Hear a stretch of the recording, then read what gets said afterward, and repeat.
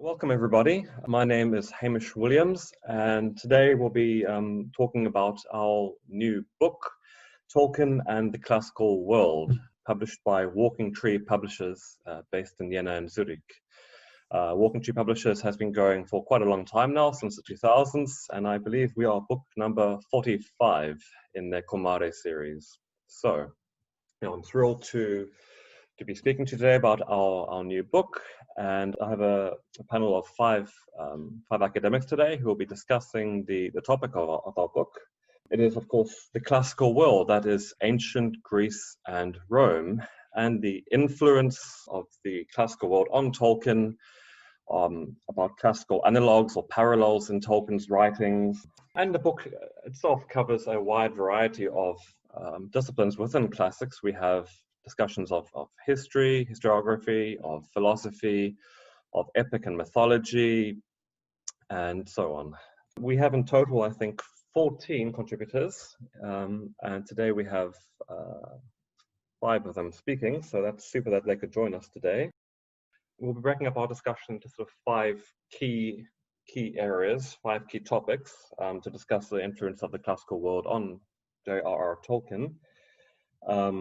The first will be ancient writers, the second heroes, then classical places or spaces, then classical stories, fourth that's plots and events and historical events perhaps, and then lastly themes.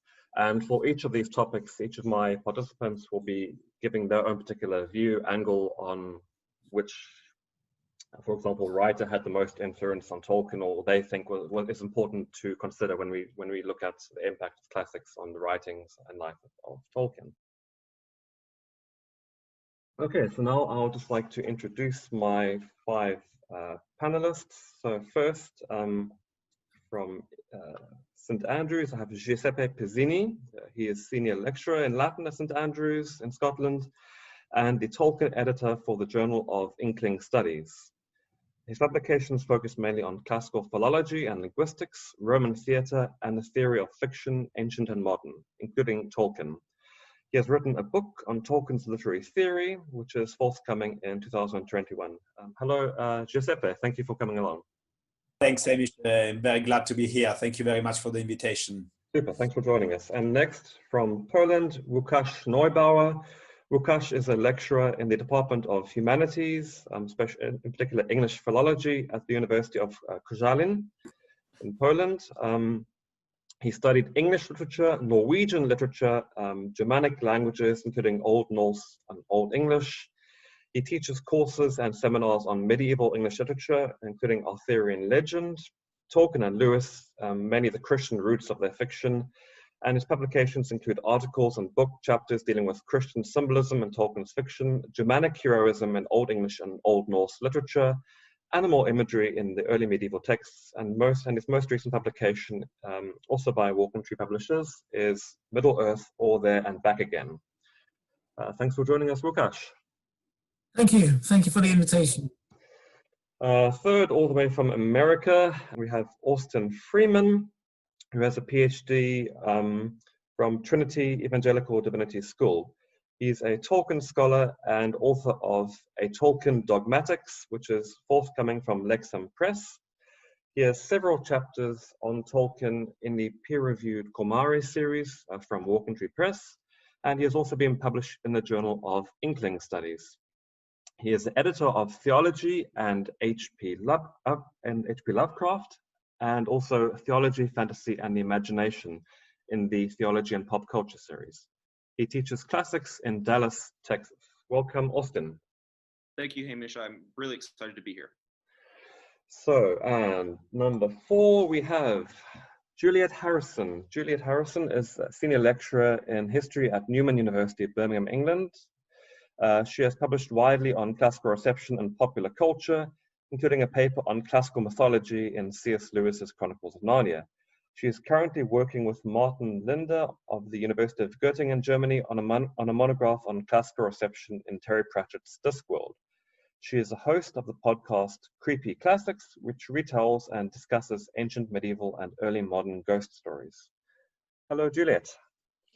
Hi, Hi, thank you very much for inviting me. Great to be here. You can tell my voice, I am the girl. That's right. You're making up the you're helping us make up the numbers then. But I hope you didn't object to me introducing you as being from England. I think Tolkien would have approved me saying England rather than the UK, but perhaps I should have said the UK or Britain. My family are Great Northern Britain. Irish, so I always say UK, but that's fine. Either is accurate. Okay. And last, we have Ross Clare. Ross Clare is an honorary research fellow and university teacher of classics and ancient history at the University of Liverpool. He also sits on the Scholars Board of History Studio, and his research interests are primarily in the crossover between the ancient world and modern popular culture, with specialism in video games. He hasn't put it here, but I know he's got a book forthcoming with Bloomsbury as well. So hello, Ross. Greetings. Thanks for joining us. Hello. Yeah. Thanks for having us. It's great to see you all again. Yeah. So that's the crew today, the cast. So we have a wide mixture of different specialities here, but I think, Wukash, you are only non-classicists, so I hope it's not too daunting for you, but the rest of us are hardcore classicists here. But most of us, I think, have some interest in classical reception, whether it's in Tolkien or sci-fi, games, horror, or general modernist studies. So I think you won't find it too daunting. We won't be too essentialist, I hope, for you. Okay.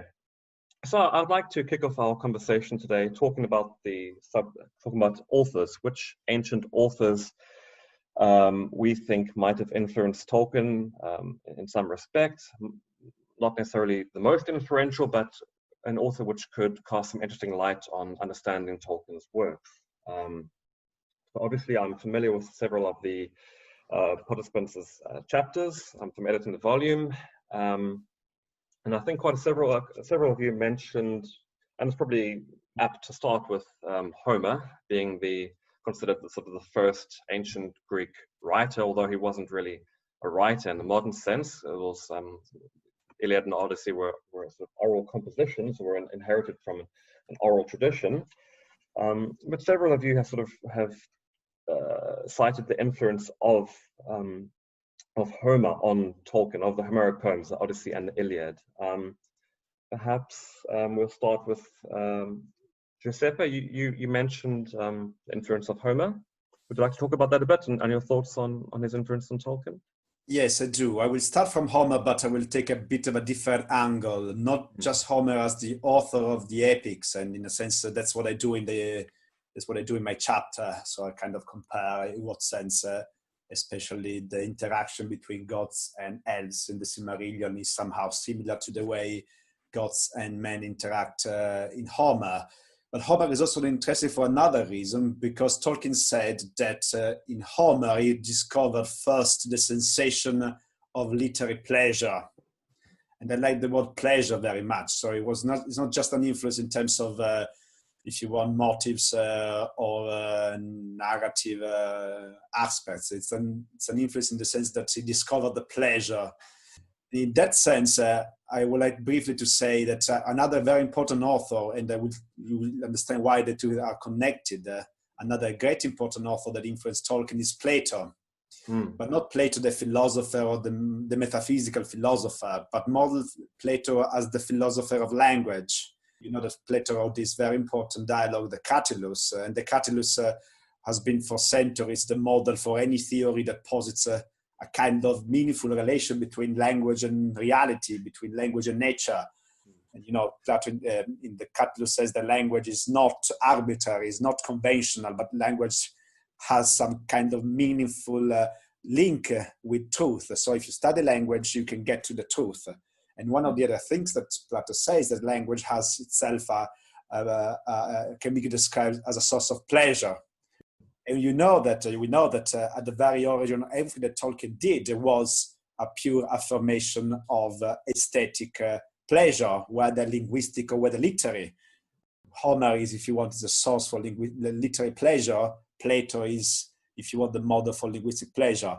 And I think this kind of correlation between literal and linguistic pleasure, or which Tolkien himself talks about in many works. Instead, one passage on a letter, he says that actually Homer, the beauty of Homer resides in the language, much more than in the narratives itself. So paradoxically, we see that here, this love, hedonistic love, if you want, for the classics, for Homer, and for the language of ancient Greek literature was at the foundation of everything, because then, as you know, Tolkien began with the writing languages and the narratives came afterwards. So that's why I think that, yes, Homer, but not just as a source in terms of subject matter, plot motifs, etc. That's how he's often normally looked. People talk about, I think Greenman wrote an article back in 1992, and there were several in the 1990s which sort of looked at these common motifs, but you're talking more about the actual language itself. That's kind of a new take, which I haven't really heard that much. That's interesting. Yeah. Yep, that's what I will say. But I'm sure, I mean, that you can, you know, I mean, we know very well that Tolkien studied the classics for at least 2 years at university, but much earlier than that. So I think you can trace any sort of influence in Tolkien for the classical authors. But again, we will need, perhaps we're going to do it later, we need to define what we mean by influence, because of course that's a very complicated topic. When we talk about perhaps I should have introduced that at the start, but perhaps at the conclusion we'll talk a bit now then about what influence means, what are parallels, and all these different terms which can be used. Are we adopting a comparative literature approach where influences don't matter that much? And to what extent does author intention matter, or is it general cultural influence which would have had an impact on Tolkien? So these are all, I think that's a great topic to talk about at the end, certainly. I mean, Homeric Greek is very different to Attic Greek, to what you read, what you start off reading when you learn ancient Greek. Most of our listeners won't have knowledge of ancient Greek, especially maybe some will have of Latin. But you almost have to learn the language from scratch, and perhaps this sort of otherness, because Tolkien often talks about an otherness I think in the classics, which attracted him initially, and perhaps this otherness of Homeric Greek was also, linguistically speaking, interesting to him. And very much. Yeah, and your discussion of Plato was also interesting, because I haven't necessarily read too much scholarship about the theory of language. I was reading an article this morning about theory of language. I forget the name of Tolkien's treatise on where he discusses that. It's not on fairy stories. I think it's Mythopoeia. He talks about it's especially on Secret Vice. I think that he talks about philosophy of language in Mythopoeia, but on Secret Vice, which has been recently edited by Dimitra Fimi, is, if you want, Tolkien's own take on philosophy of language. And that's where he talks about photosymbolism in particular, and the very close relationship between language and narratives and so on. Yes, strongly recommended reading on Secret Vice. Secret Vice. So I think your introduction of Plato probably leads me aptly on to, well, I could go several ways here, but I think we should probably go to Wukash, because he did a chapter for the volume on Plato, but took a different perspective. Wukash, would you like to talk a bit about your ideas on the influence of Plato on Tolkien? Yes. So, just as Giuseppe, I also chose Plato, and the reason for that is obviously because I wrote my chapter on the story of Virgilius' ring, which we find in Plato's Republic. Although I think that it's sometimes hard to think of him as a major influence in terms of influence on Tolkien, of course, in terms of Tolkien's conceptual design for the works like, the Hobbit or the Lord of the Rings. I would rather say that the impact that Plato appears to have on Tolkien's legendarium, perhaps maybe described as on the one hand general, and on the other hand motivic. Yes, I actually took it from the entry on Plato by Gerganagi in the Tolkien Encyclopedia, as he elaborates on that there.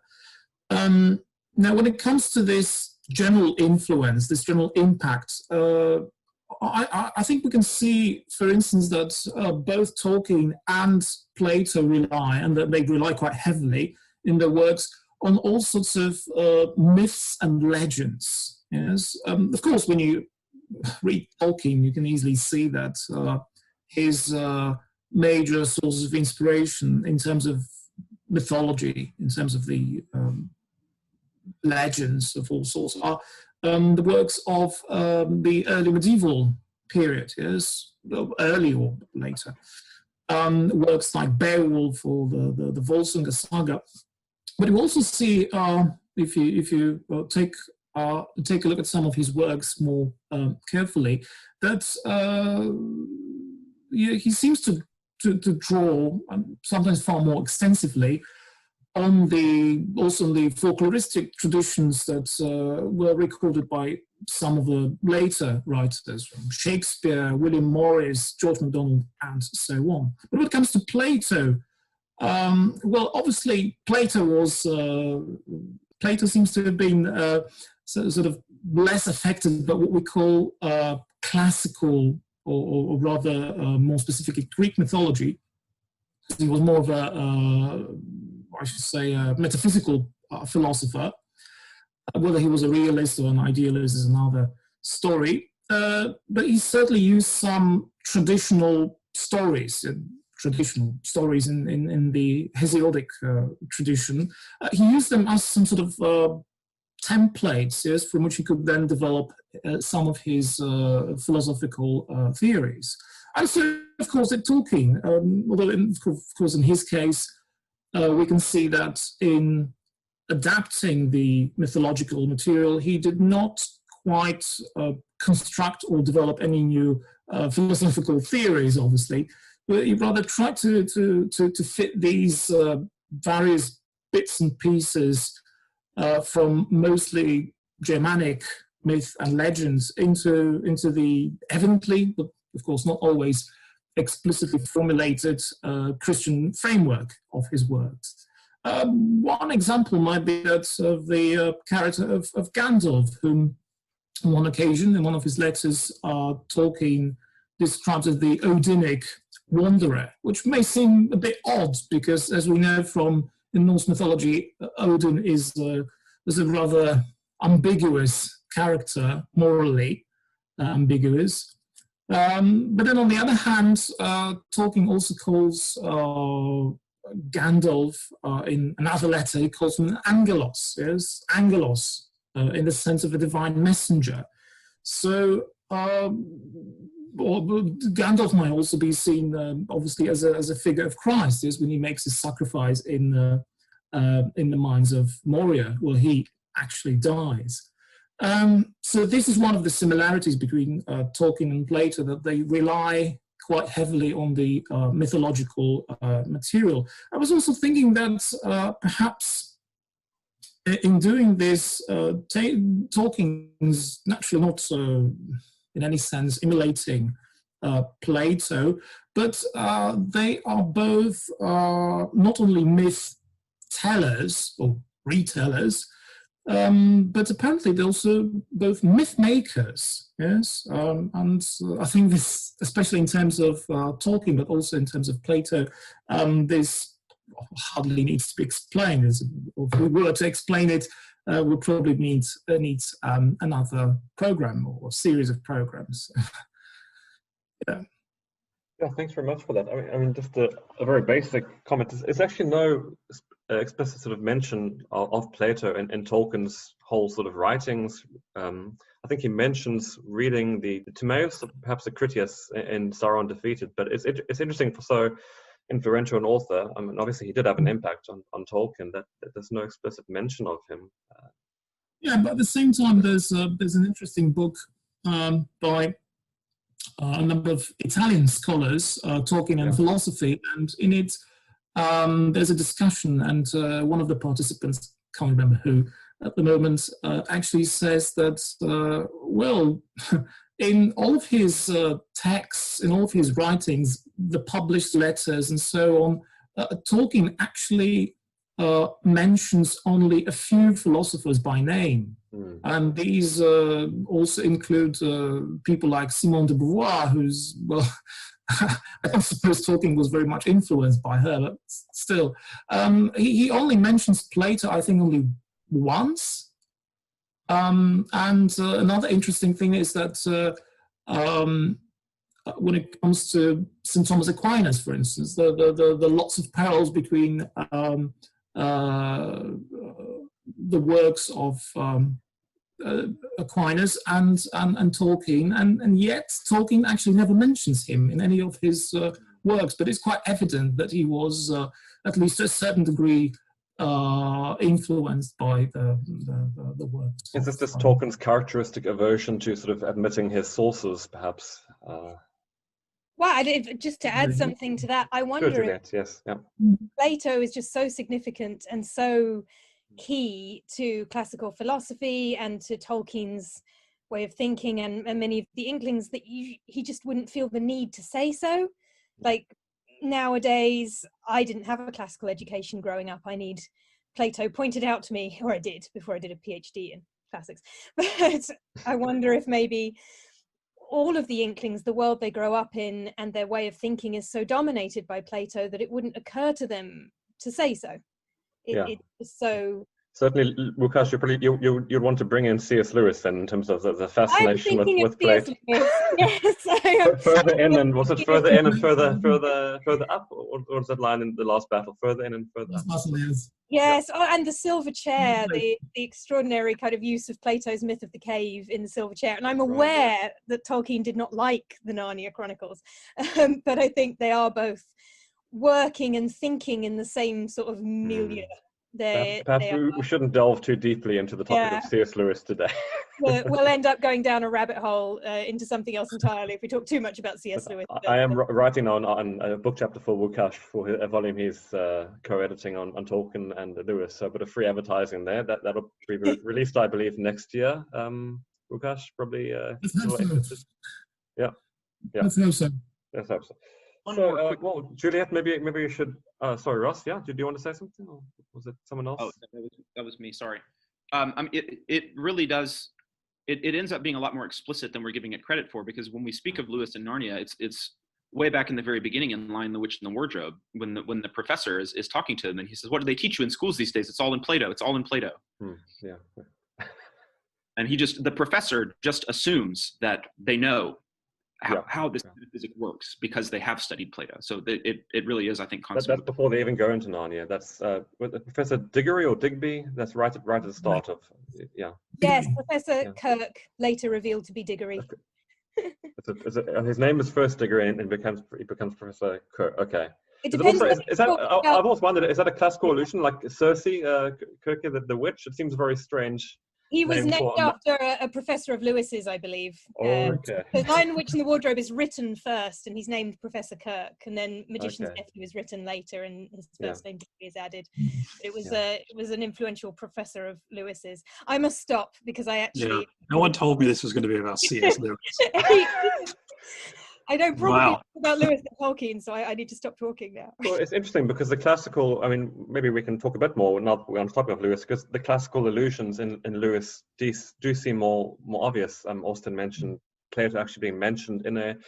I think Odysseus is mentioned in book 3. The Dawn Treader, there's an allusion to the sirens, a direct allusion when they're kind of getting towards the end of the world there in the ship, the Dawn Treader.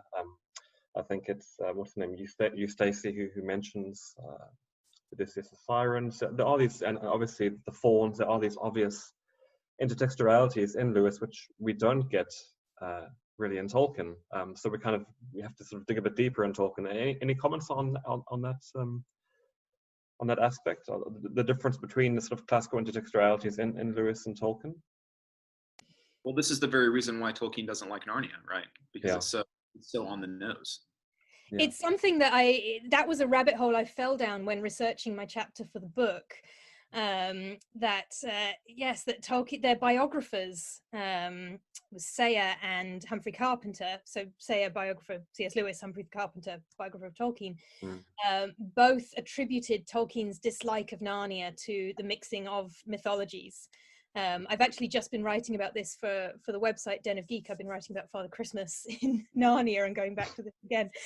Tolkien never explicitly explained what his issue was with Narnia, but certainly Humphrey Carpenter suggests that it was the blatant mixing of different mythologies all jumbled up together. I wrote a paper on it many years ago, which is available open access, on the domestication of Greek mythology in the Chronicles of Narnia, the way Lewis he has all these wild fawns, and he has Bacchus and Silenus, but they're in children's stories, and they become like this sort of cozy sense of home. You don't find them outside of Narnia so much, apart from what Hamish mentioned in Voyage of the Dawn Treader, which is obviously very Odyssean in general.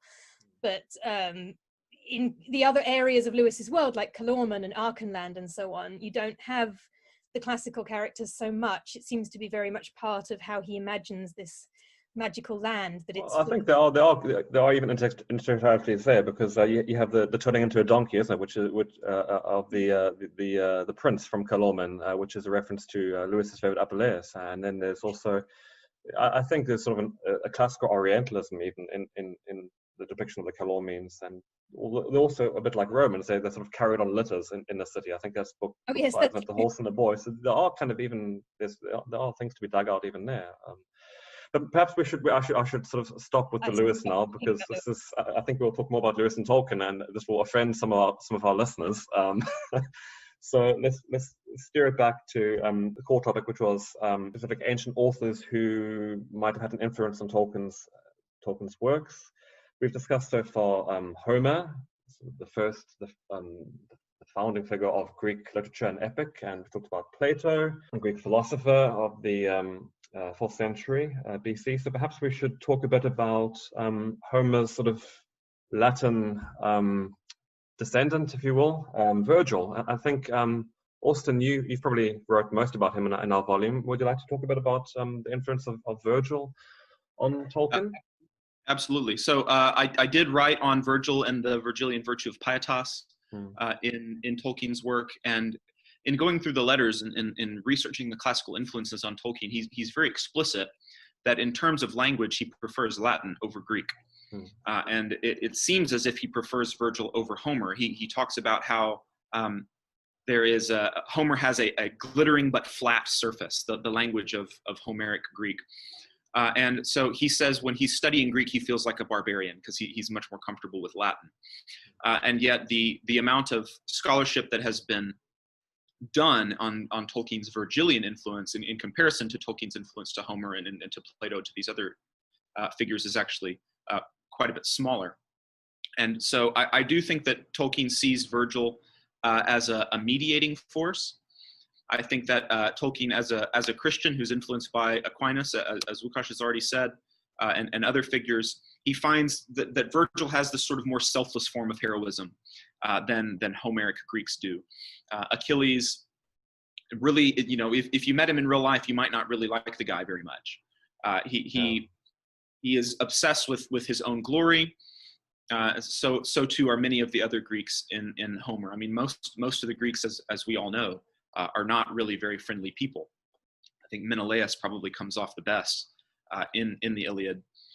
But in Virgil, however, you see this concept of selfless duty and a specifically religious form of duty to the fatherland, to your family, to your gods. And he sees this as the way in, a sort of to blend classical and Christian ethics. And so that's what I do in the chapter, is I explore how this concept of a Virgilian pietas crops up in the Fall of Gondolin, which obviously bears parallels to the fall of Troy, but there are also parallels to the Aeneid as well. There are some siege narratives in the Aeneid. Yeah. And I also bring in the siege of Minas Tirith in the same instance. So what we know about Tolkien is that he believes very firmly that language and legends cannot be separated from one another. The language influences the legends influence the language. And so my hypothesis would be, if he explicitly says that he prefers Latin over Greek, then perhaps he also prefers Virgil's legends over Homer's legends for some of these reasons.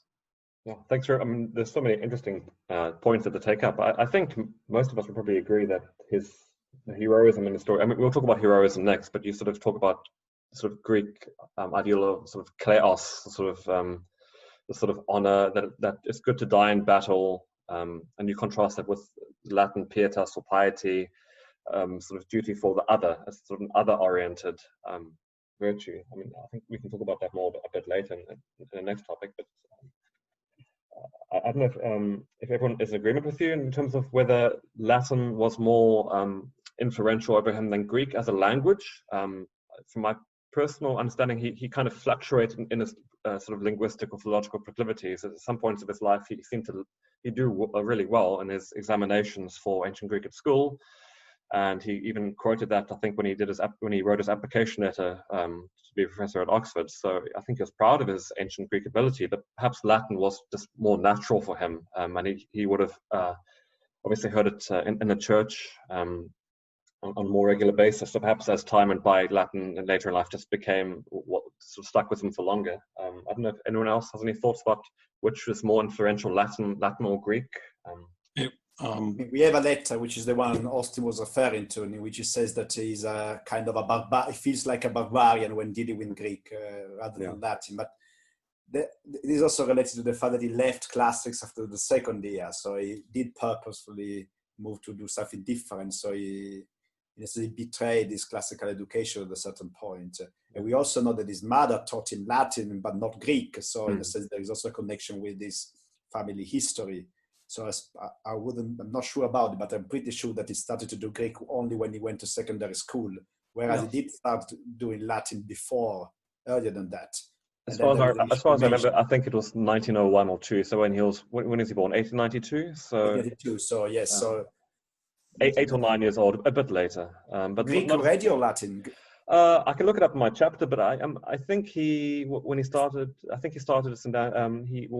a leave of absence at King Edward, so he went to a grammar school, and then he went back there, and I think it was around 1901. But perhaps Greek was a bit later, but it wasn't as late as it's introduced nowadays. Secondary was not the right thing. Yes, anyway, I'm pretty sure, but we can double check that the first language that his mother taught him was Latin. That's definitely correct. Age 4, which by today's standards is amazing to start a child at age 4. That dates back to his very, very early years. So yes, Greek came with school just simply because his mother, I don't think his mother was proficient in Greek, but she did know enough Latin to be able to teach it to. But he thoroughly disliked French and music in the same, I think, in the same biographic note.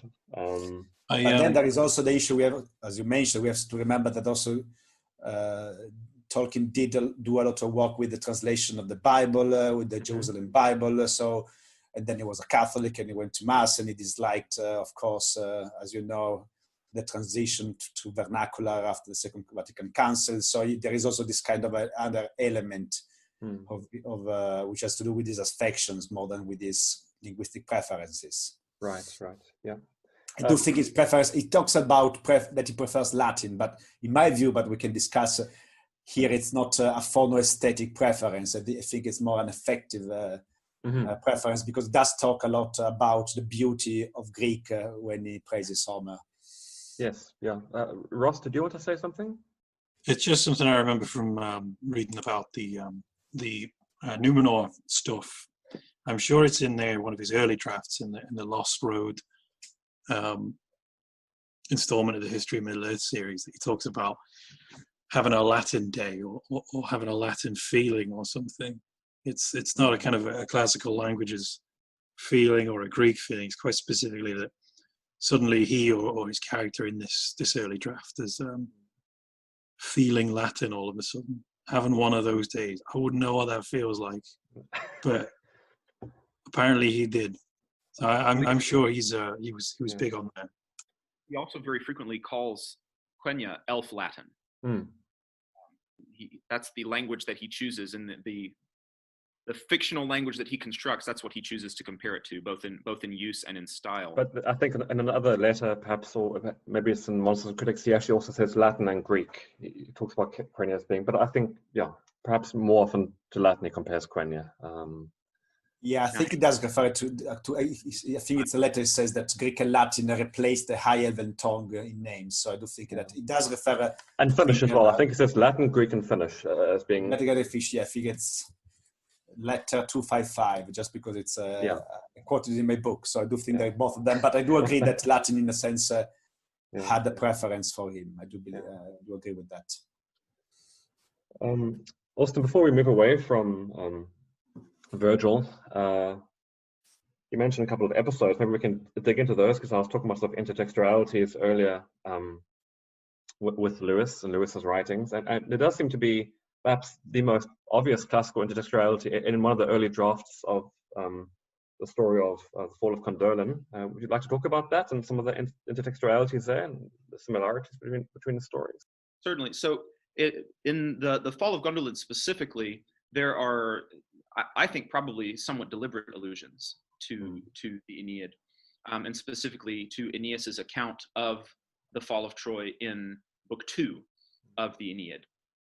And some of it is down even to specific phrases that he uses. So the serpent, the metal serpents that Melkor creates to throw up against the city, he says they've got these flaming eyes, and it's very similar to the eyes of the serpent that ends up wrapping up and strangling Hippocoon in Troy.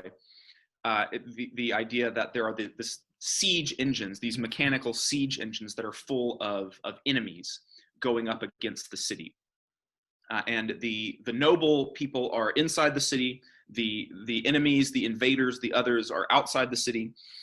And then you have these exile figures that they take their family members out in great trial, they flee the city, and then they have to create a homeland somewhere else after a long period of exile and travel. Yeah. And so in the chapter, I discuss quite a bit more. There was one thing that cropped up that I found very interesting, the dragon and Caligon in the Fall of Gondolin. His name is very similar to a very minor character in the Aeneid itself. However, this particular character shows up quite a bit in the medieval reception history of the Aeneid. And it brings up this whole host of issues about how is Tolkien reading and receiving the classics. He's probably receiving them directly, but he's also probably receiving them through his medievalism and through his medieval scholarship, because these authors, who are, by the way, writing in Latin, are also interpreting and taking these texts and fusing them with more Christian understandings as well. So that little name, I think Tolkien would be very pleased that name opened up a whole host of other issues in terms of interpretation. Yeah, I mean, it's extraordinary. The orcs in the body of this, what is it called, the Iron Dragon, that seems such an evocation of that line from Virgil, Feta Armis, the pregnant with arms, the Trojan horse. And of course, I mean, the fall of Troy, just those of our listeners who aren't familiar with ancient works so well, the fall of Troy is not really mentioned in Homer at all. It's not in the Iliad. The Iliad is just sort of a day in the life of, or a couple of days in the life of the Trojan War. It's not, the fall itself is alluded to, but it doesn't feature there. So the sort of Tolkien's interest in the fall of the city is perhaps more certainly Virgilian. And another, I mean, I think we'll talk about Minas Tirith when we talk about, I think we'll talk about Denethor later, and different heroes, and that's probably more appropriate to talk about Minas Tirith there. But certainly a great point with Tolkien's, the classics we read in his works are taken from these ancient texts when he read them at school, or if they're a reception of classical reception, as you say, in medieval tradition. And I think there are works of scholarship on this. And also in more modern times, with William Morris, Tolkien's interests in his stories, and later in life we know he loved one of my favorite writers, Mary Renault, although that would have been too late to have influenced his works, but he certainly was interested in reading classical reception. So, as usual, Tolkien brings up lots of different opinions, which is great. I think we should probably turn to Juliette and Ross about the influence of authors. Juliet, you also mentioned Homer, but I think that we've kind of talked enough about epic.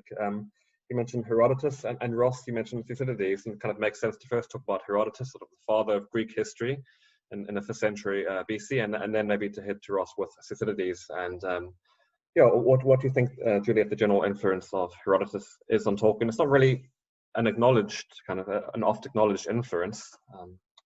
No, and I think the authors that we've already talked about are probably much more significant as authors: Homer, Virgil, Plato. I think something that I think is under-recognized more broadly is the influence of ancient Egypt in general on Tolkien and on Tolkien's writing. And that obviously is not so much to do with any individual author. A lot of it is the archaeological remains of Egypt. It's the references to Egypt in many, many classical authors. It's the position of Egypt in the ancient world as this repository of ancient wisdom.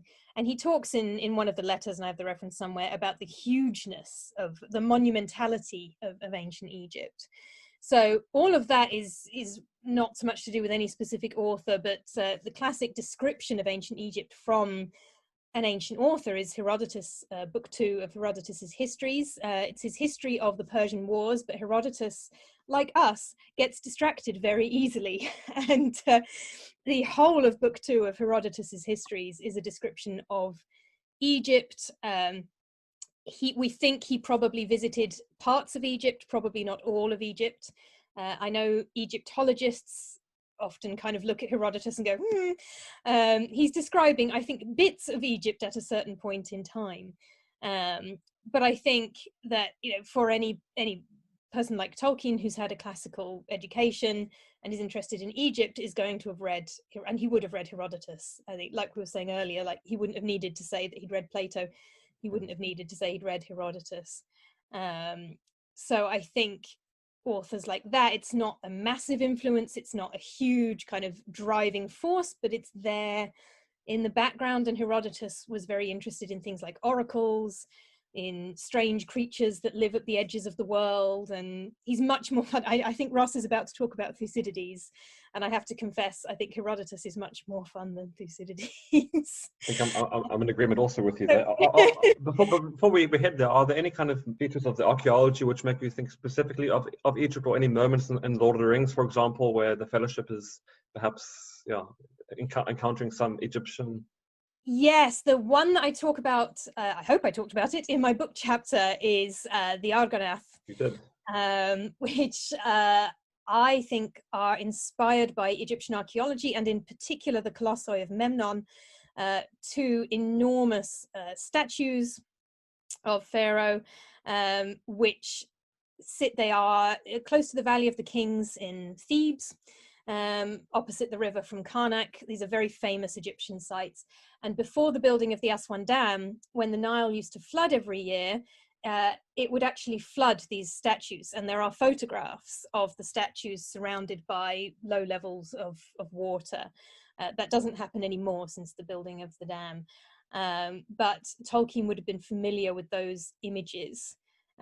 So when the Fellowship are in the boats on the river heading towards the huge statues of the Argonath, towards the end of Fellowship of the Ring, I think that's a classic example of the influence of Egyptian architecture. And also the huge statues, the statue Frodo and Sam come across with the head that's been knocked off. That's another one I talk about in the book, which may be something I'll come back to actually a little bit later on, because I think you talk about Shelley's Ozymandias, don't you? So that to me was a very interesting kind of Tolkien's rewriting of this poem. Exactly, yes. This idea of rewriting, I think, was great in your article, and we'll touch on that probably later.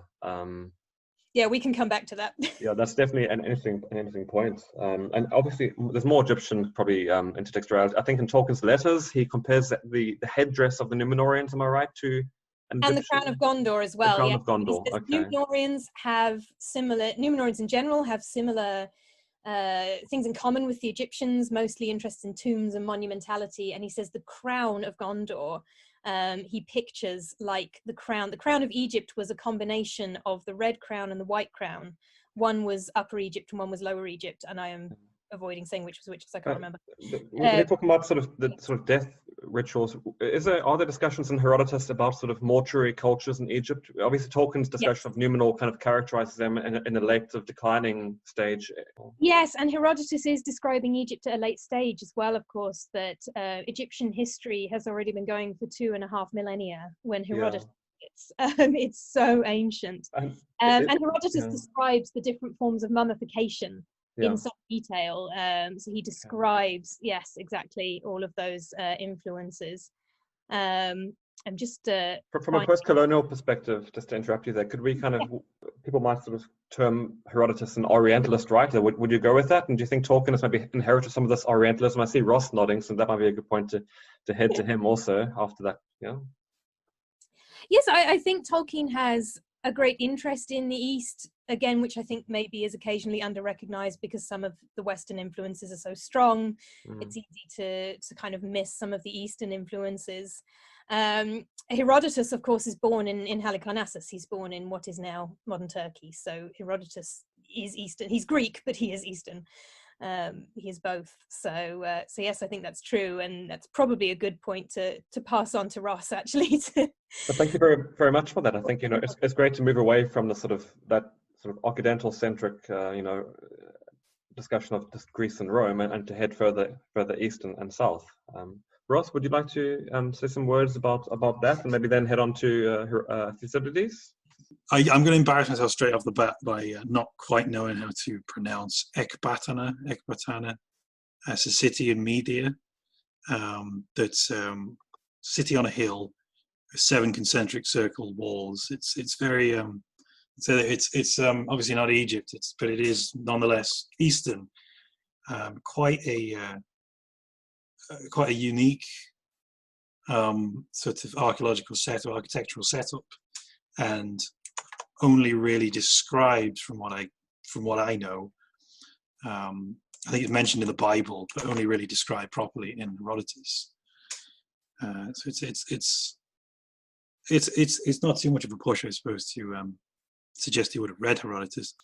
I can't imagine he would have liked Thucydides more. I'm with you and Juliet. I think Herodotus is wonderful, and Thucydides is so dry. He's what's sort of known as classics term him the more scientific historian. What's the exact term they use for him? He's sort of he's rational. Yeah. He's the rational historian. He's rational, whereas Herodotus is irrational. So we have this sort of dichotomy there, comparing the two. Yeah, and I can't help but think that Tolkien would have been more into a rational approach. Although we actually have more documented, evidence that he definitely translated the book of Thucydides at school, and we have references to him doing exams, I think, at university on Thucydides, but nothing specifically on Herodotus. Although, as Julia says, we can assume that, and I think he talks about Xerxes in one letter, so one assumes he was familiar with it. Yeah. But, Austin, did you want to say something, Austin, or? No, you took it. Yeah, in letter 52, I've got it pulled up. He mentions the second Persian invasion of Greece, and also the life of Alexander, and that's probably from Herodotus. Yeah. And then that he competed, not just a paper, but he competed for a prize in the study of Thucydides. He mentions that in letter 255. Yeah.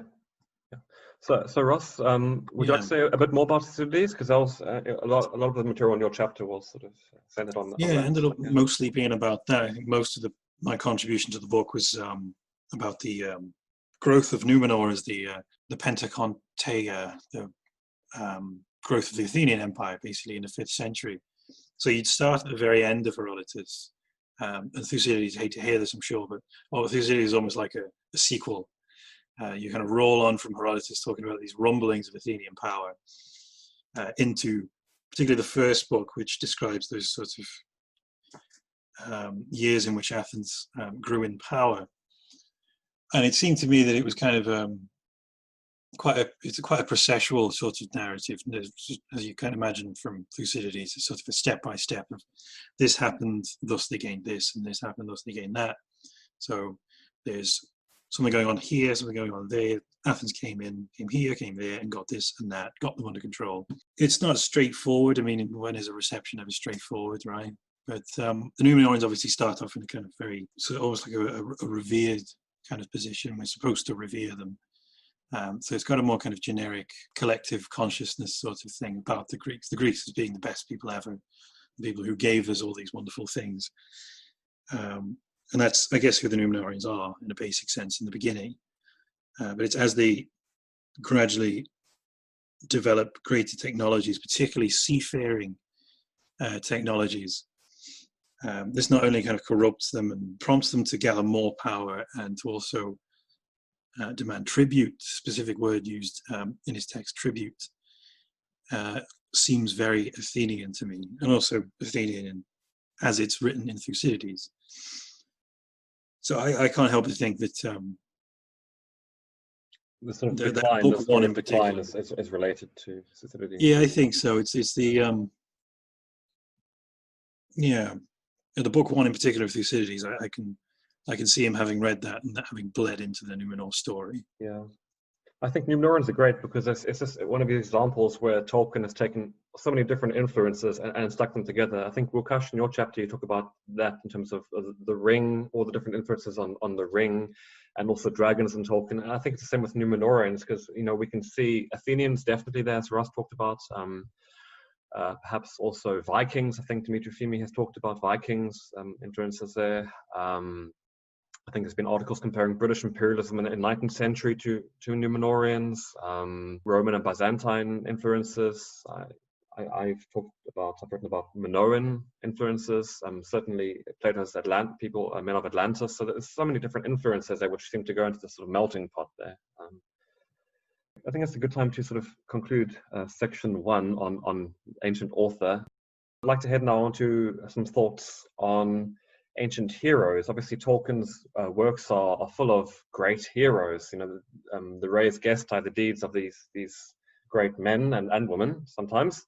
And we can think in terms of the Rohirrim of Theoden and Éomer, and Gondor, Faramir, and of course Aragorn, and that's just in Lord of the Rings. We've of course got, you know, Bilbo as type of hero in The Hobbit, and the dwarves, of course, Thorin, and then obviously in the first stage of Middle Earth we have this really catalogue of elven heroes and of great heroes of men like Turin and Tuor and so forth. So it's really his work is packed full of heroes, and Tolkien obviously was very fond of heroic epic, and so I'd like to just think a bit about if he was influenced by if any characters in his works were influenced by any ancient heroes, and what our participants think about that.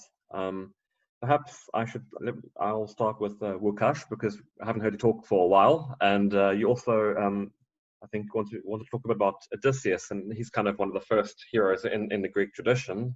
Why don't you go ahead and talk a bit about what influences you see there? Yeah, I think very briefly, and even not in terms of any sort of direct influence on Tolkien, because I think there's a huge difference between the characters that I have in mind. That is Odysseus on the one hand, and then Bilbo Baggins in The Hobbit. But they also seem to share some common traits. Yes? So there's resourcefulness, cunning, sense of cunning, endurance. That can be seen both in the Odyssey and the Hobbit, in the Hobbit on many occasions. And although, as I was saying, they vastly different from one another.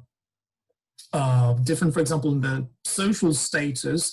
I think each of them stands out in the respective narratives in the respective worlds as simply clever. It's clever in the, I would say, practical affairs of life. Yeah? So when it comes to Odysseus, we could say that, well, in the Odyssey, his companions definitely owe their lives to him. Well, up to a point, yes, because then they, as we know, they all drown in the storm. He did They certainly do.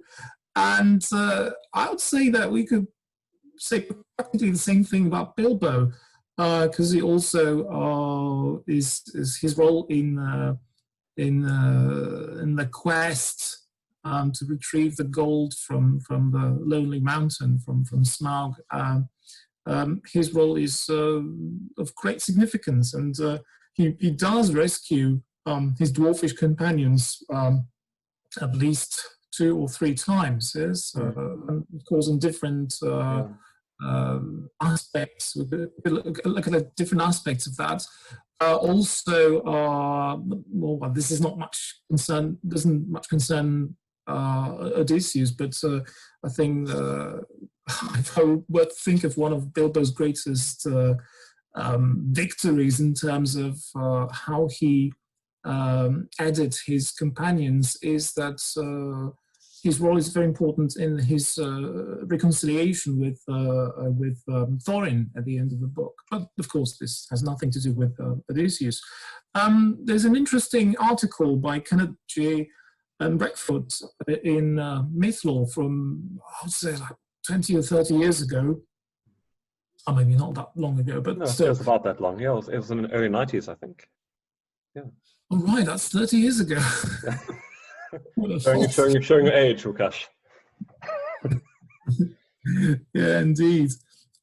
So he claims in it that the Odyssey could be approached on the three major levels. The first one is that, I'm actually quoting from this article, that there's this success, the Odyssey is a success story in which we have wit, courage, and endurance, overcoming all sorts of obstacles to obtain to win the final victory. The second one is that it's a story of moral and spiritual growth, yes, and also choice, and very importantly, overcoming all sorts of temptations.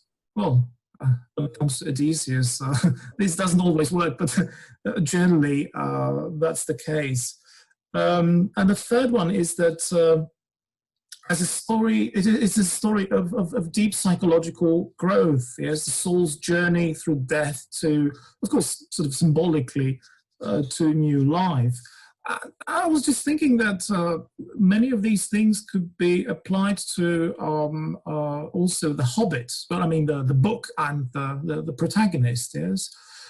I wouldn't say that Tolkien consciously used the Odyssey as a model of his narrative, yes. The works are very different in their character, The Hobbit being obviously originally conceived only as a tale for his children.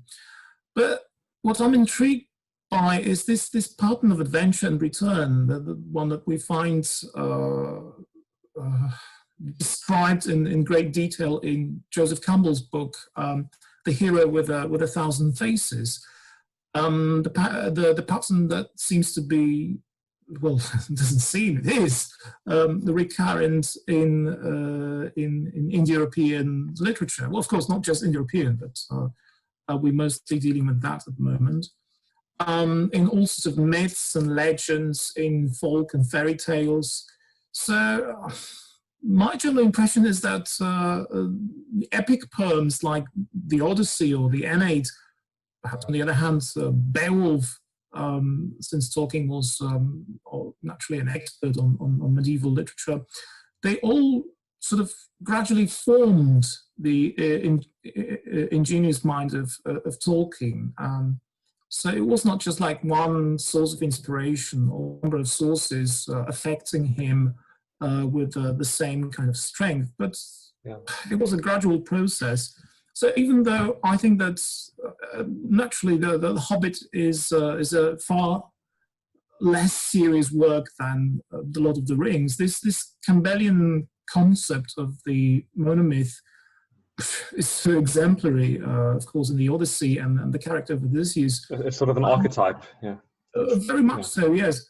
It could be seen very well also in The Hobbit, and not just under any close inspection. Yes. So, yeah.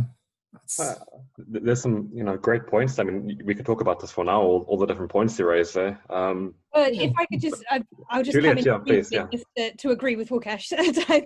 I think there's a lot of correspondences between Bilbo and Odysseus.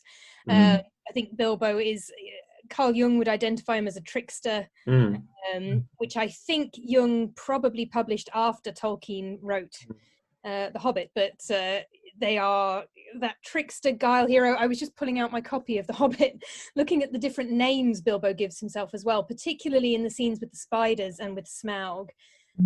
He's able to do it partly because he's invisible, but he gives himself all of these different names, which is something Odysseus tends to do, and it reminds me of the famous trick Odysseus uses to escape the Cyclops by saying, I'm nobody.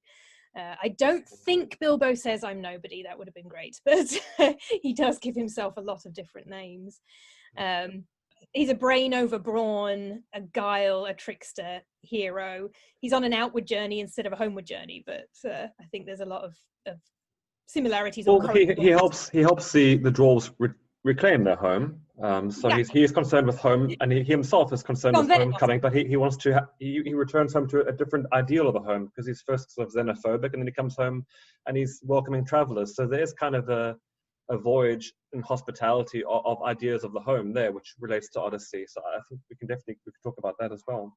Sorry. Well, we also think when he experiences his nostos, when he comes back home to Bag End, there are people living there that are not invited, and they're sort of taking over his hospitality, and he's got to kick them out. So that's another Odysseus thing too. Wukash, I wanted to talk maybe a bit about, you talk about Bilbo, the Odyssean influences, but I think we can also see maybe Christian influences in terms of his sort of allegiance to ideas of pity and mercy in his treatment of Gollum, and perhaps also Norse influences, especially in the troll episode. I think of Polyphemus when he talked about the Odyssey, but perhaps also there's some Norse influence there as well. So we're kind of getting this Tolkien's metaphor of the bones in the soup, or the leaves in the compost heap, kind of going along here, which you also quote in your article when you talk about the ring and about dragons. There's all these different Indo-European influences mixed together. Oh, indeed. There's not only that. So I was also thinking, although this is the massive thing really that we could focus on now, but I'll just make a remark that in the Odyssey, we see Odysseus being, of course, aided a number of times by some sort of divine power. And of course, he is assisted by the goddess Athena. In The Hobbit, we don't really have that in any explicit kind of way. But if you consider the passage in which Bilbo finds himself, he's in a tunnel, and he sees Gollum in front of him, and he is actually pondering on killing the creature. Yes, I've got a quotation from the book just in front of me. So, and Tolkien says, but Gollum had no sword. Gollum had not actually threatened to kill him or tried yet, and he was miserable, alone, lost. A sudden understanding, a pity mixed with horror welled up in Bilbo's heart, a glimpse of endless, unmarked days without light or hope of betterment. Heartstone, cold fish, sneaking and whispering. So this pity, which we might also remember that in the second chapter of The Lord of the Rings, Gandalf refers to pity and mercy that stayed Bilbo's hand. This is quite interesting because on a sort of grammatical level, we're dealing with pity as a grammatical agent, yes? So in this way, it could sort of easily make us think of a veiled, very implicit act of God's will, yes, in The Hobbit. Are there any sort of characters in Tolkien's work who seem are there any heroes which seem the most classical? Ross, I'm thinking about Turin. He seems to me like quite a classical hero in some respects, although he's also mixed with, again, other cultural influences. But I've been thinking of Turin and trying to get my thoughts in order when it comes to not just the Turin story, but the kind of broader story around him. What I'm thinking is that you have with the Turin story. I think it's been written before that the whole Turin thing is a kind of Oedipus myth sort of thing, right? That has been covered before. But if you kind of see the sort of preceding narrative about Turin having a family curse, so this is even before Turin is born, and then he has this whole tragedy. But the more stories you get connected to that, you get a kind of an Oedipal sort of story world, I guess, or even like a Theban story world, because it's not long after this that Tuor, if I'm pronouncing that right, a relative of Turin, will go off and be involved. He won't cause, but he'll be involved in the fall of Gondolin and the sack of the city. So I suppose it's possible there for someone who's a bit more clued into the whole Theban cycle to see more of the whole Theban thing that is the sons of Oedipus then fighting over it, to see more in there. There's actually a great, I was trying to look for my copy of The Children of Húrin, because I think it's a great quote at the end where Húrin says, I'm blind since, something like since birth. I've been under the cloud of Morgoth. I'm not quoting correctly, but it's right at the end of the story, and it's sort of this proclamation of being blind right at the anagnoresis, the moment where he recognizes that his tragic fate, where this confession of blindness seems very Oedipal to me. At the same time, I know other scholars have talked about a certain Finnish hero called Kullervo. I'm not exactly sure I'm pronouncing that correctly, and perhaps there's also even more similarities there. So who knows? I think it's within the Tyrion story actually we get Brandir, isn't it? Who is, as far as I'm concerned, who is Claudius, basically a kind of barely respected, limping figure that has these sorts of desires for more than he is, I guess. It's particularly with in relation to the unrequited love. Oh, there's lots of parallels, aren't there? I mean, there's also the Sphinx story with Oedipus, and there's the dragon called Glaurung, the dragon, who also has some kind of mental trickery or mind games. So I think you can. Obviously, there's the relationship with the sister, so there's obviously incest as well. So there's probably quite a lot of parallels. One wanted. There's actually a chapter in our volume, again, more advertising. So if you're interested in this connection, please purchase the volume and read the damn chapter. But sorry, Ross. Yeah, buy the book. Yeah. Exactly. I don't know about the other classes in the room, but I'm often hesitant to make a straightforward connection between classics and Tolkien, or to suggest that this particular instance of, say, a dragon is very this, because it could also be very something else. Not being an expert in, say, Norse mythology or Northern European mythology and epic and such. I think let's then move on to, we've kind of talked a bit about the Homeric hero Odysseus. Maybe let's talk about some Virgilian heroes. I know, Giuseppe, you want to talk a bit about Aeneas, the influence of Aeneas on one of Tolkien's characters? Yeah, and I think that this ties in very well with what we were talking about before, because of course Aeneas is a hero who at a certain point has to make the decision whether to spare or not a defeated enemy, who is of course Turnus at the end of the Aeneas, and in that particular case it doesn't do that. And I think that's a very, very interesting episode, which also in a sense touches the issue of the blending of Christian and pagan characterizations and motifs. But to talk about that, I will compare Aeneas not with Bilbo, because we already talked a lot about Bilbo, but with another important hero in the Lord of the Rings, who is Aragorn. And there are, of course, many similarities between Aragorn and Aeneas. Both of them have been destined to be kings. They are somehow in exile for a long time, but they have a destiny to come to a place and, in a sense, gain the throne and begin a new beginning. Of course, in the Aeneid there is a lot about this, a new Troy, a new beginning of something which has now been destroyed. Also, they both have to go through a great number of personal trials, and this includes, and I think this has been very important to emphasize, the descent to the dead, because the descent to the dead of Aragorn in the Paths of Death is very similar, of course, to the descent to the dead of Aeneas and before him Odysseus. They also have to marry a woman of a different race.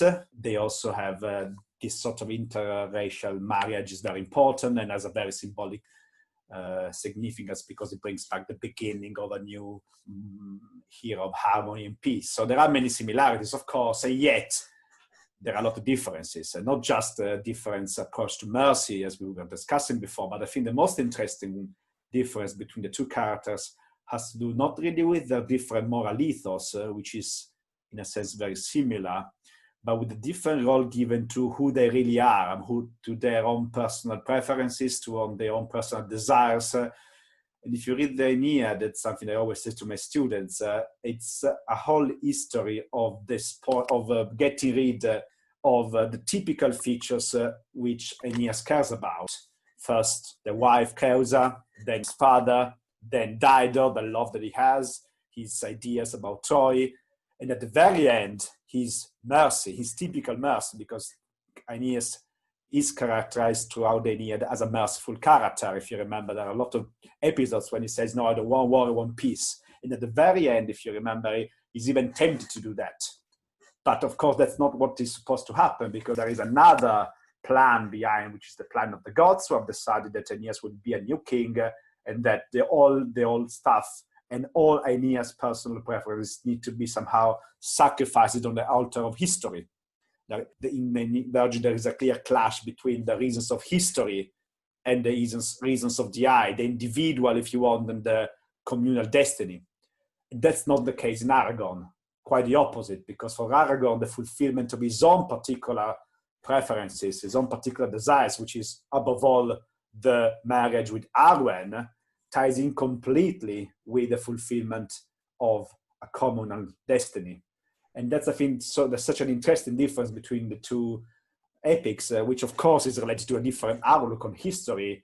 One is pagan and the other is Christian. And for Christianity, there is no contradiction between the I and the we, the individual and the history. Whereas from the pagan literature, there is the contrast. And Aeneas, if you want, is the symbol of the contrast. Yeah.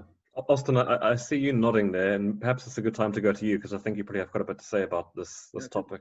Yeah, it's brilliant, Giuseppe. I love all of that. I think one of the interesting things about Aragorn and his difference with Aeneas as well is that Aragorn really has no family to begin with.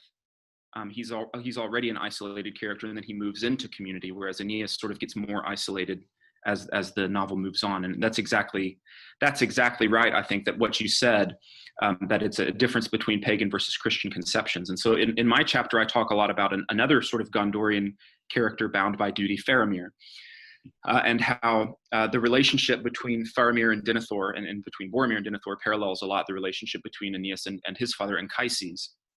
And so Faramir is a character, as you say, that is bound by duty.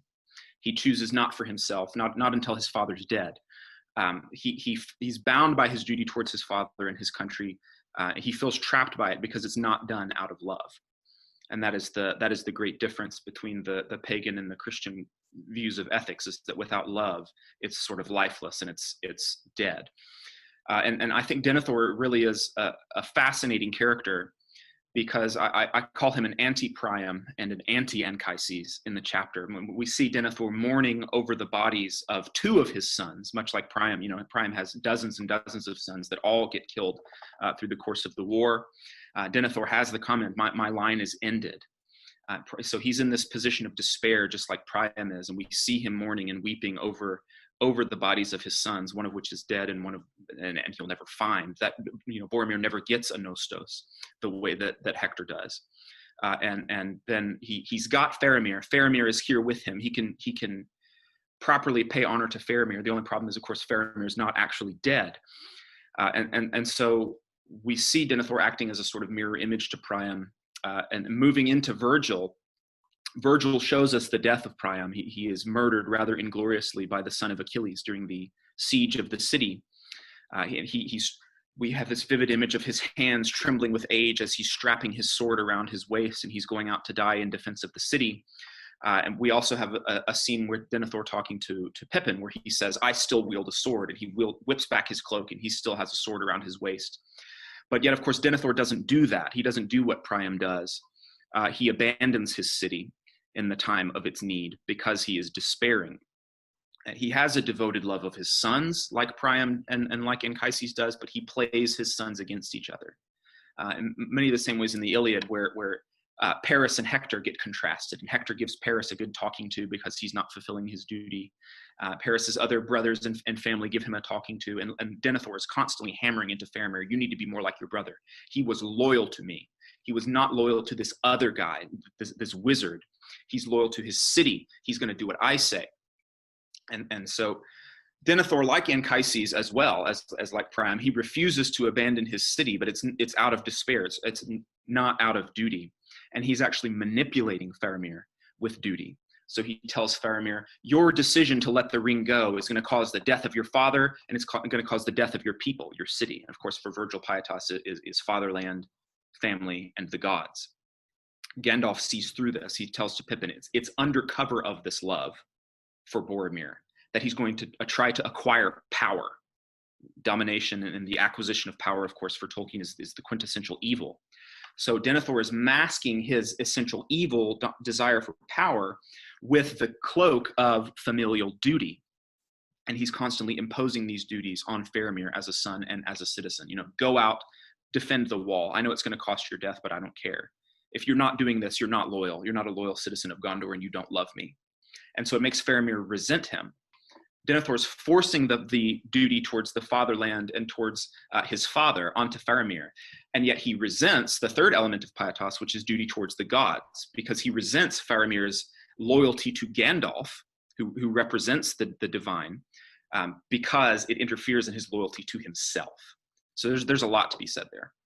Yep, thank you very much, Austin. So I think maybe let's head to Ross, because so far we've talked kind of about mythic characters, Aeneas and Odysseus, and your chapter kind of dealt more with historical analogues, famous Greek and Greek leaders, and indeed later Roman emperors who are sort of perhaps reflected in certain characters in Tolkien's Numenor, and you also mentioned some Christian analogues, which I know Austin was interested to hear. So perhaps you could also talk a bit about that. I got to spend a little bit of time in the paper, but as is always the case, there just wasn't quite enough space to really dwell on it. This is the idea that, again, this is about the kings of Numenor, because we're so lucky to have a kind of a chronology or a genealogy about the kings themselves, not just who they were and the dates that they were in the throne for, but also their kind of personalities and such. And you kind of get this particularly with the biographers of early imperial Rome, especially, writing about emperors and kind of making this almost explicit connection between what they were like, thus what their reign was like, as if their very characterized not just like what their reign was like and the decisions and policies they made, but also the sort of state of the world around them, as if the size of their personality could affect the actual empire. So there's the you have the good king, bad king thing, which is the Suetonian inference, right? Yeah, exactly. And I'm sure he mentions Tacitus in his letters somewhere. I think it's Tacitus. Yes, definitely. So and he had carry on, yeah. No, there's no doubt again that he would have come across this stuff. As ever, I'd love to know how much depth exactly he got to know these things. But it's the switch between good king, bad emperor, which is something I've found a lot in popular fiction, science fiction, fantasy as well, that receives the ancient world. You have a kind of terrible ruler and then a good ruler to sort of put it right, and then a bad ruler to ruin it all again. It's this kind of back and forth between people being good and bad. So you have the good kings like Meneldur, and then the bad king will come after that. The ones that change from Elvish to the other language, who are kind of greedy and proud, and those are the people that propel this Athenian Empire narrative. I would see in the Meneldur in particular, or this is Eldarian's father, so the great shipbuilding king of Numenor, yeah. Exactly, being a kind of grandfather or father figure, not unlike Marcus Aurelius, this sort of gentle man dedicated to peace and trying to sort of sculpt his successor into something that he won't be. But I know that a lot of people have seen a lot of similarities between these kings and the kings of Israel, the ancient Israel kings. One of the things I talk about in my chapter is that this is why I delved down that rabbit hole about why Tolkien disliked Narnia, that none of the things in Middle-earth are exactly a real world thing. And that Tolkien, he may not have liked Lewis's kind of sticking a fawn next to Father Christmas, which was a bit extreme, but that doesn't mean that he thought everything he wrote should have some specific real world parallel or literary parallel and nothing else. And I think there's a lot of influences on everything that he writes. So something might be a bit like a Roman emperor and a bit like a Norse hero and a bit like something else. When Austin was talking earlier about despair, I was thinking of my Catholic Sunday school upbringing and being taught that Judas's worst sin wasn't betraying Jesus, it was despair. it was committing suicide and thinking he couldn't be forgiven. So that is an influence as well, which does not mean any of what Austin was saying about duty and despair is not also true. I think there's a lot of, Tolkien has a rich imagination, and he's very well read and very well educated, and all of these things, I think, come through in his writing. Yeah, and I think Austin said that Virgil was sort of a mediator between the sort of the Homeric, the pagan, and the Christian. So that kind of falls in line with what he's saying there. And Ross, do you want to speak a bit more about the sort of the Christian? And it was quite interesting. You compared the, sort of the plight of the late Numenorian faithful to Christians being persecuted in the sort of famously, or at least in the film, it's under Nero, but it was a later emperor, really, wasn't it? That was just I'm thinking of Quo Vadis with Peter Ustinov. But, yeah, it's always Nero the Antichrist, particularly in those kind of 50s epics of the ancient world.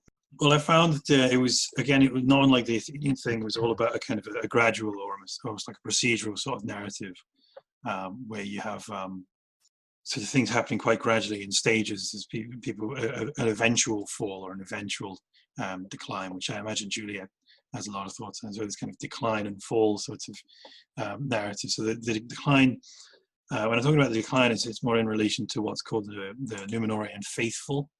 So the people who believe in the divine presence in the West, and this increasing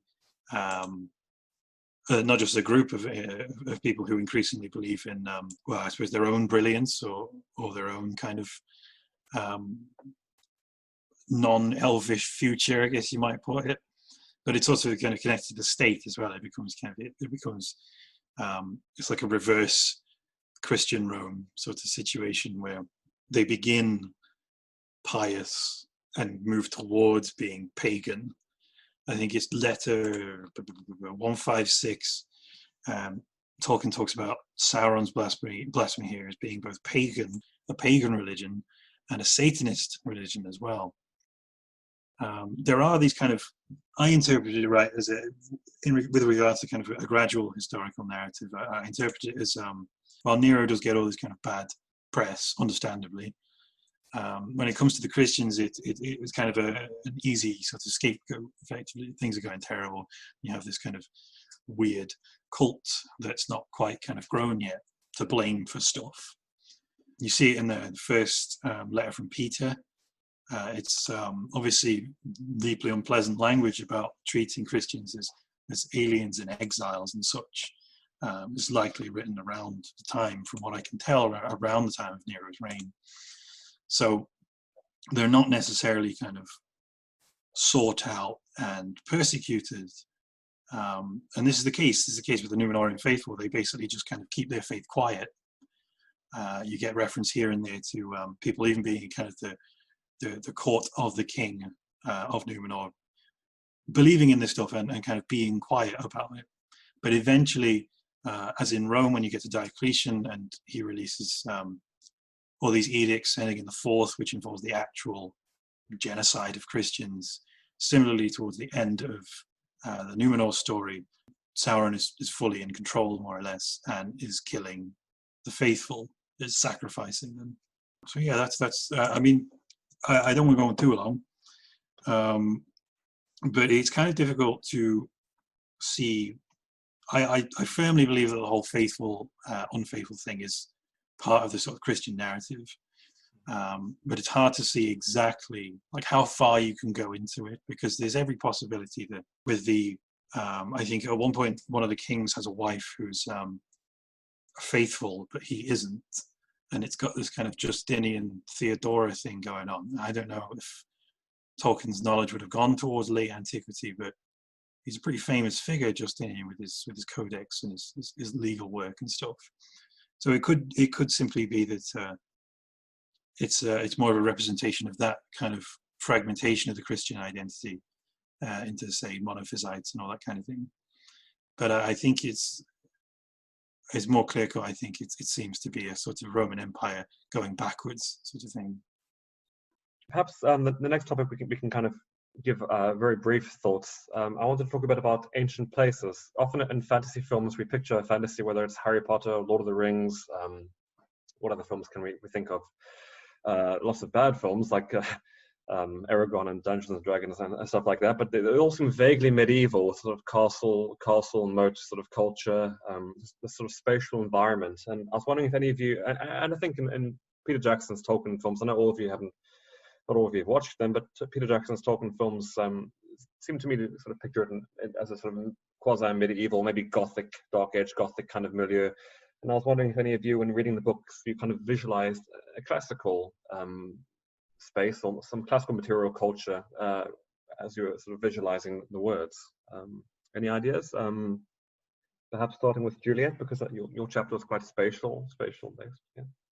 Yes, and obviously we talked about Egypt a bit already. Ironically, I think Tolkien is largely responsible for the enormous amount of medieval set fantasy, despite the fact that the high medieval period isn't in Lord of the Rings. The Rohirrim are similar to the early medieval period, but not the kind of high medieval period that sword and sorcery fantasy ends up in. One of the things I talk about a lot in my chapter is the correspondences between Gondor and Byzantium. Basically, that Gondor is an ancient civilization. It's got bits of Egypt, it's got bits of Greece, it's got bits of Troy. It's a mishmash, but it is ancient. That's its key qualifying characteristic. It has these huge ancient monuments, the Minas Tirith, which has lots of inspirations as well, like Mont Saint-Michel in France, which is high medieval, could be an influence on Minas Tirith, but it's also on a grander scale.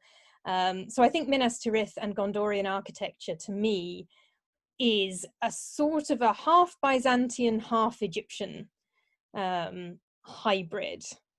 Yeah. Which takes it into the medieval period, but not in the kind of British castles, dragons type, if that makes any sense. No, it certainly does. And do you have any other sort of opinions on the influences, special influences on Gondor, Minas Tirith? I think some of you also mentioned, perhaps.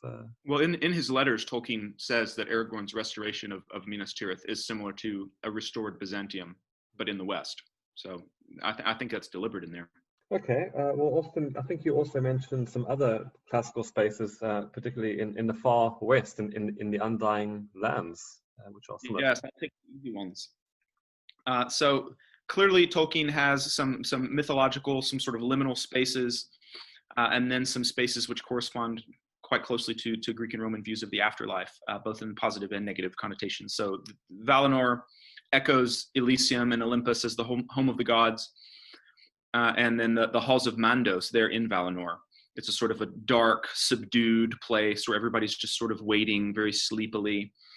It is very clearly borrowing not only from the Norse place Hel, not the Christian Hell, but the Norse Hell, and then the realm of Hades as well. And so we see that he portions out this sort of afterlife into different sections in the same way that the classical Greek authors do. You know, you've got the Elysian fields over here, and then you've got the sadder places over here, and then there's some places. He's actually not as clear about this. The sort of places of torture are not really there. When Tolkien wants to punish someone, he kicks them out of existence.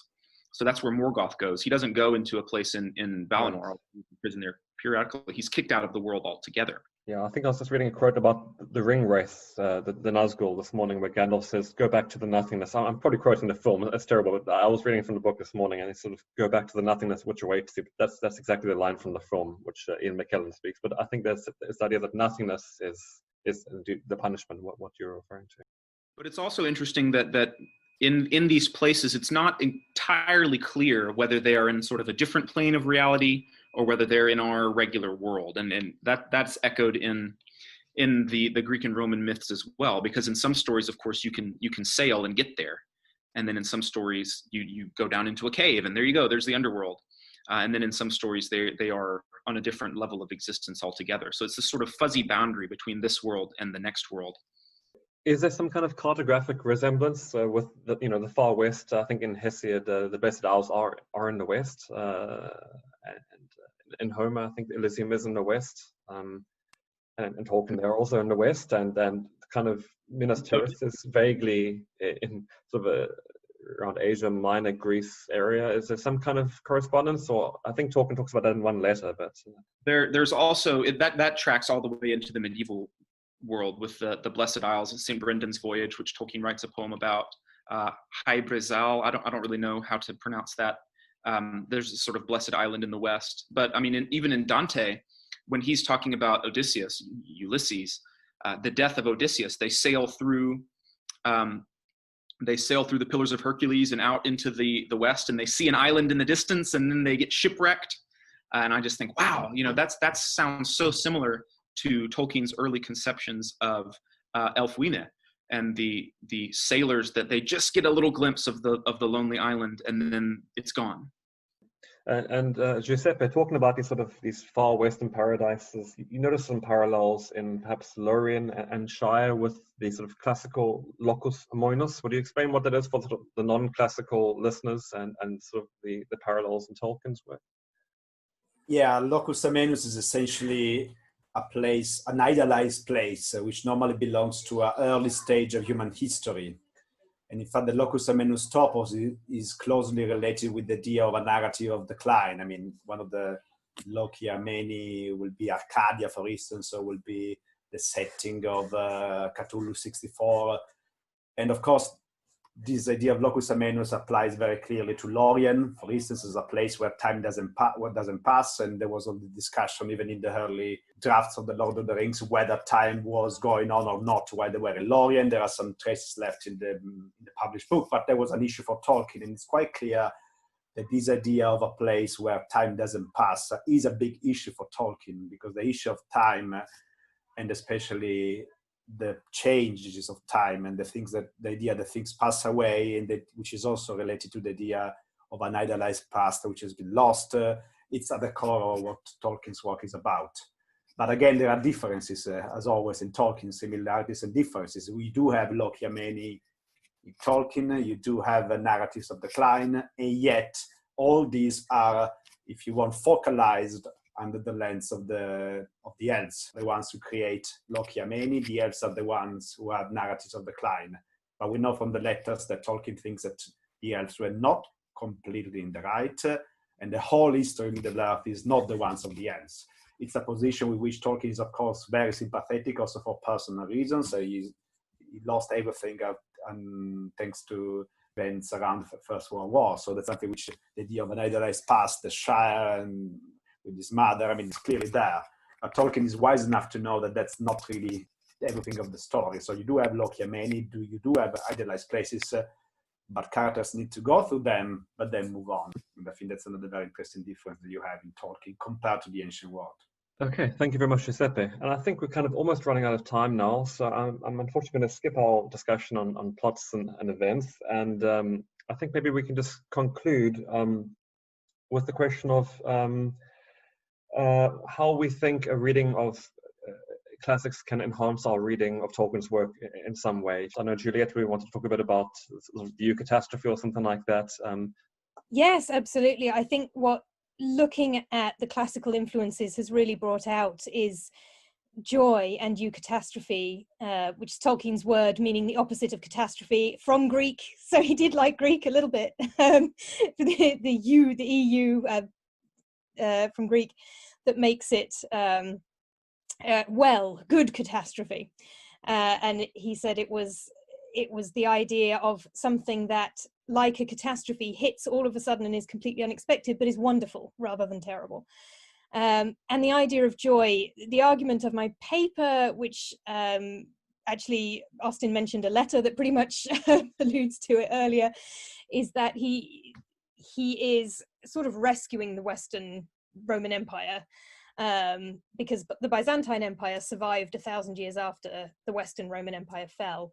And in Tolkien's work, rather than collapsing, this ancient civilization is renewed when Aragorn becomes king and kind of then has these connections with the medieval world, and it's joyful, and it's the opposite.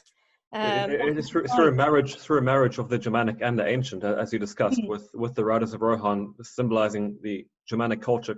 Instead of invading Rome, they come in and they save Minas Tirith. Exactly. And I also talked a bit about his rewriting of a couple of classical bits of literature, the fact that all that glitters is not gold is an inversion of Shakespeare's all that is gold does not glitter, and it's rewritten it to be positive instead of negative. And we talked a bit briefly earlier about Ozymandias, Shelley's poem about the destruction of Egyptian culture, which, as we mentioned earlier, is a huge influence on Numenor and Gondor. And then Frodo and Sam find this statue, but the king has a crown again because flowers have grown around his head. And when Aragorn rides by the same place shortly afterwards, the statue is restored. And I think the narrative of decline, the theme of decline and death, is very important to Tolkien. And because when you read Lord of the Rings, you finish on the scouring of the Shire and then the Grey Havens. And that's the impression you're left with. But if you stop at the point many viewers of the movie thought the movie should have stopped, which is the crowning of Aragorn, if you stop there, it's actually incredibly positive and joyful. So I think looking into this and the classical influences, that's what it's really brought out for me, that there is a theme, a very strong theme of joy and of renewal and rebirth. On the other hand, positive way in Lord of the Rings. On the other hand, I know, Giuseppe, you wanted to talk a bit about death. The importance of death. Maybe you'd like to wrap up with some thoughts about that, or another topic if you'd like. No, I do agree with what Juliette was saying about joy. There is a lot of joy in Tolkien, but the kind of joy that you have in Tolkien is a joy which does not take out any elements of reality in human history. It's in some sort of joyful narratives, you always have to forget something. Whereas in Tolkien, evil is not forgotten. Not just evil, but the kind of suffering and the issues of human beings are not forgotten. And you know that there is an alternate ending for instance of the Lord of the Rings, which is not Sam coming back, but it's Aragorn dying that you find in the appendices.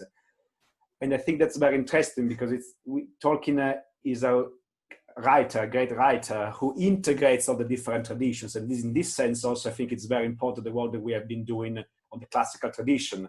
All the different literary traditions find a space in Tolkien. There is something true about them, as Tolkien was saying to Lewis in a very important work, which I think also gives a bit of an answer to the issue Tolkien vs. Lewis, but we'll talk about another time. But in general, everything that was true in the ancient tradition, in the classical tradition, that was meaningful, that was beautiful, because beauty and truth of course got together for Tolkien, can have a space in Tolkien. And they come together. It's not like an anthology of different things. They are integrated into something unique. It's a bit like all the different leaves into the single tree, to use a very important image used by Tolkien. It's an infinite tree, the one of Tolkien. It's a very composite world, and there is space for everything. And everything is unique, but all of them at the same time is integrated. I think that's the idea. It's into a sort of polyphony. And of course, I think it was very important. I think that the musical metaphor is important also in Tolkien's this creation. But Austin, is one of the instruments in the polyphony of Tolkien's Legendarium. A very important one. So thanks to Hamish for having us play it. No, delighted to have it all here. Austin, that kind of what Giuseppe was saying kind of touches on your final thoughts. I think what you wanted to talk about, the sort of cultures coming together, and would you like to say some final words? Yes. So in my research, I saw there were some battle lines being drawn in Tolkien's mind between different classical cultures. And so on the one side, I think he sees a great similarity between the Greek concept of kleos and this northern concept of indomitable will, which he discusses very famously in the Homecoming of Bjornstjerne and the essays that go along with that. And this is a huge influence on him as well. However, the essay that's attached at the end of Homecoming of Bjornstjerne on overmod, on overweening will or pride, is, I think, really crucial, because here he's contrasting the flaws in the Greek ethic and in this sort of solely pagan Germanic ethic of death for glory with a more moderated, other-centered idea of duty, So on the one side, you've got the Greeks and the Northmen, their idea of death for glory. And on the other side, you've got the Romans and the Christians and their idea of death as a sacrifice or death in the service of others. And that's what I mean when I say that Tolkien sees in Virgil and in the Roman ethic this sort of mediating influence that shades into the one that he is ultimately going to land on, which is, of course, a Catholic concept of virtue. Yep, thank you very much, Austin. And Ross, some final thoughts? Yeah, with regards to reading classics, reading Tolkien. As much as Tolkien is, obviously, it's a wonderful body of super creative and original ideas as fiction is, right? It's obviously got an enormous amount of influence and sort of shot through it. And you might easily make the case that, say, Northern European traditional mythology is a larger influence, but I guess to try and find those classics threads through it is still a kind of worthwhile endeavor where you're just seeking to find one more pillar that sort of props up this whole sort of fictional world, you know. So you do a lot of sort of work on science fiction and fantasy, more science fiction, but can you kind of compare Tolkien's classical reception to other works of science fiction? Are there kind of similarities, or is he unique in some respect to other sort of popular fiction which you read? Science fiction reception to classics seems to be a bit more overt, even when it's not.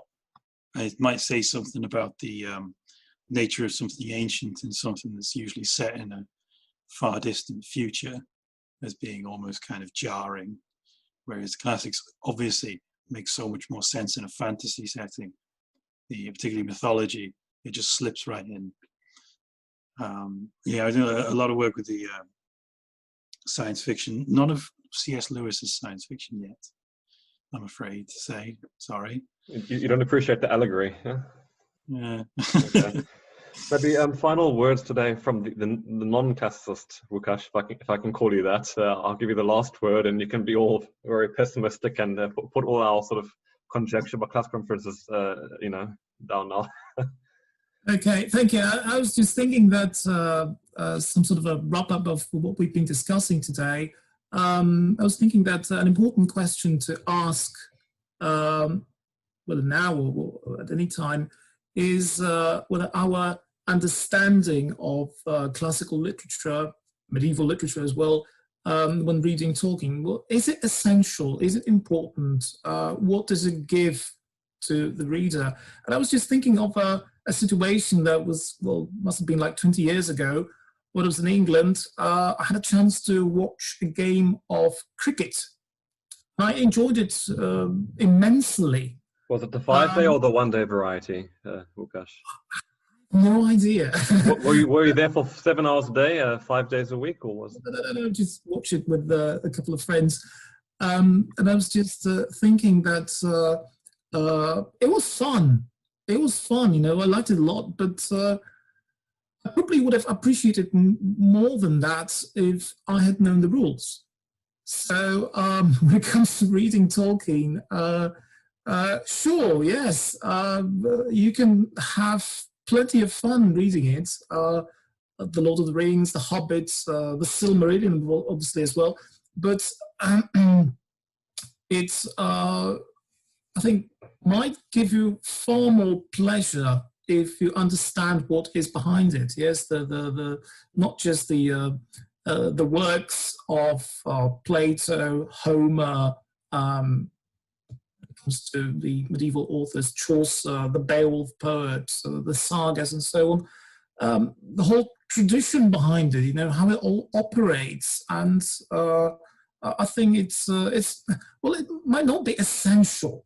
Yes, because I know there are lots of people, some of my students, who have very little understanding of the Middle Ages, not to mention the Antiquity, but they do enjoy Tolkien's books quite a lot. But then after